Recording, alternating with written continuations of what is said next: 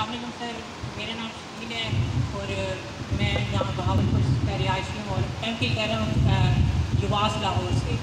تو میں اس کے ساتھ ساتھ ٹیچنگ بھی کرتا ہوں بایولوجی کی. آپ نے اسٹارٹ میں نے ایک بات بتائی کہ ہمارے جو اسٹوڈنٹس ہیں وہ میٹرک اور ایف ایس سی کے 4 سال کے اندر ایک کمپٹیٹر بن جاتے ہیں، تو اس کے بعد پھر ان کا مائنڈ ویسے ہی رہ جاتا ہے. تو اس چیز کو ہم کیسے اوائڈ کر سکتے ہیں، کس طریقے سے ٹھیک کر سکتے ہیں؟ آیا کہ ہمارا اسکریننگ کا ایسا سسٹم ہے جس کو ہم چینج کریں یا ہم ایز اے ٹیچر بچوں کو اس طریقے سے گائڈ کریں؟ اور دوسرا میرا کوشچن ہے کہ جتنی بھی ہماری یہ محفلیں ہوتی ہیں اس میں ہر کوئی گائڈ کرتا ہے کہ آپ نے اس طریقے سے بڑھنا ہے، اجتماعی صورت میں بڑھنا ہے، مسلمانوں کو ترقی دینی ہے. لیکن جب ہم پروفیشنل فیلڈ میں جاتے ہیں تو پھر ہر کوئی نا اپنی دوڑ میں لگ جاتا ہے، تو وہی بات آ جاتی ہے آئی می مائن والی. تو یہ چیز سنی تو ہر کسی نے ہوتی ہے، کی بھی ہر کسی نے ہوتی ہے، باتیں بھی کچھ کر رہے ہوتے ہیں، لیکن جب پریکٹیکل کا وقت آتا ہے تو اس میں وہ پھر اس چیز سے ہٹ جاتے ہیں. تو اس چیز کو ہم کیسے کنسسٹنسی کے ساتھ لے کے کریں؟ بہت بہت شکریہ. دیکھیں، جو آپ کی پہلی بات ہے اس کا تو پہلی بات آپ نے یہ کی تھی کہ وہ کمپٹیٹر کیسے بنے، اور وہ دیکھو بیٹا، اس کے اندر قصور صرف بچوں کا نہیں ہے، پورے معاشرے کے اندر ایک ذہن میں آ گیا ہے کہ کچھ پروفیشن بڑے مقدس ہیں اور کچھ پروفیشن سیکنڈ گریڈڈ ہیں، کچھ پروفیشن تھرڈ ریٹڈ ہیں. تو یہ پورے معاشرے کے پیراڈائم کا پرابلم ہے. تو اس کے لیے کوئی شکریہ، اس کے لیے کوئی چھوٹا سا کوئک فکس تو کوئی نہیں ہے. اس کا ایک ضمنی جواب میں آپ کے دوسرا آپ نے یہ کہا کہ ہم یہ ساری باتیں تو سنتے ہیں لیکن جب عام زندگی میں آتے ہیں تو دیکھتے ہیں تو یہ سارا کچھ نہیں ہوتا، بلکہ سارے لوگ اپنی مارا ماری میں پڑے ہوئے ہوتے ہیں. اس سلسلے یہ بات میرے ذہن میں بھی آتی ہے اور میں جو کچھ آپ سوچ رہے ہیں میں بھی سوچ رہا ہوں اور میں اس بات سے ایگری بھی کرتا ہوں. لیکن اپنے طور پر میں نے اس کا کیا حل نکالا ہے یہ میں آپ کو بتا دیتا ہوں.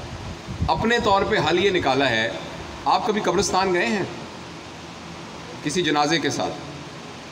آپ نے دیکھا ہوگا کہ جنازے کے ساتھ جو بہت قریبی عزیز ہیں وہی جاتے ہیں، ورنہ لوگ جنازہ پڑھ کے تو چلے جاتے ہیں. لیکن جو بہت قریبی ہوتے ہیں وہ جو دفنانے تک ساتھ ہوتے ہیں، جو بہت بھی قریبی ہوتے ہیں، بیٹا ہوتا ہے یا کوئی بھائی، تو وہ خود قبر میں بھی اترتا ہے اور وہ اس کو اترا کے چلے جاتے ہیں. لیکن جب وہ قبر میں چلا جاتا ہے تو قبر میں وہ بیچارہ اکیلا ہی ہوتا ہے.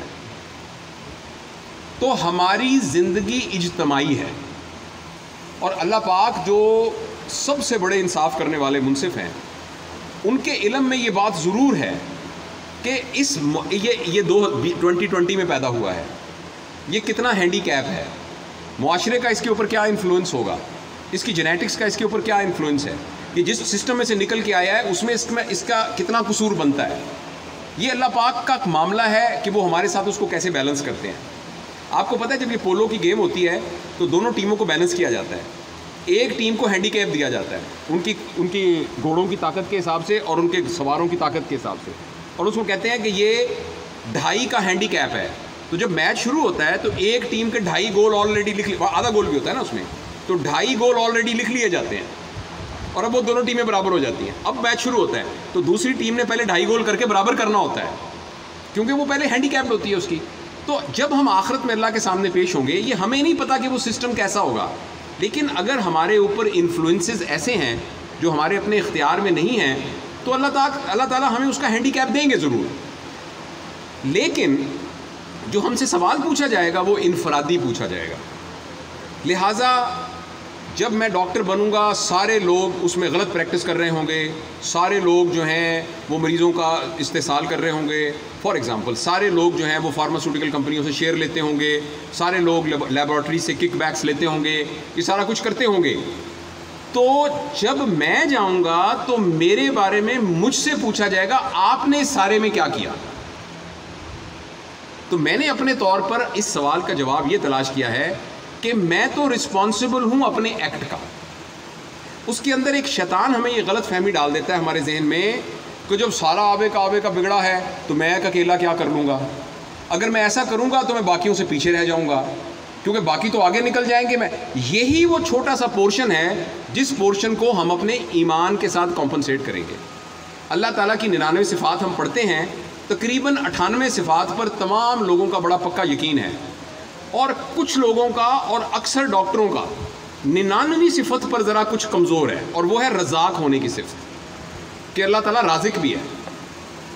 اس لیے باقی 98 صفتیں تو اللہ تعالیٰ کی ہیں، مگر رزاق ہونے کے سلسلے میں مجھے اپنی پریکٹس پر ہی تھوڑی محنت کرنی پڑے گی، مجھے تھوڑی سی 2 نمبری اس میں کرنی پڑے گی، اس سلسلے میں ذرا تھوڑا سا وہ ہے۔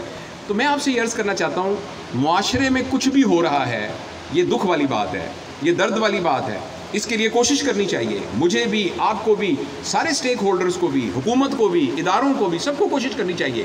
لیکن اس سارے کے باوجود اگر اس ساری خرابی کے اندر میں بھی خرابی اس لیے کر رہا ہوں کہ باقی سارے خرابی کر رہے ہیں، تو اس کا مجھے جواب دینا پڑے گا۔ تو اپنے طور پر جو آپ کا سوال ہے یہ بالکل جینوئن سوال ہے کہ معاشرے میں کیا کریں جب آب کعبہ بگڑا ہوا ہے، لیکن میں نے اپنے طور پر اس کی تسلی اس لیے اپنے آپ کو دی ہے کہ میں نے وہ کرنا ہے جو مجھے میرے اللہ نے حکم دیا ہے، اور ایسا کرنے سے اگر بظاہر میں تھوڑا سا پیچھے بھی ہو جاؤں گا، لیکن میں ایک بتاؤں، میں نے تو اپنی 59 کی زندگی میں کبھی بھی ایسا نہیں دیکھا کہ جو سچ بولتا ہے اس کو نقصان ہو، جو بددیانت ہو اس کو نقصان ہو۔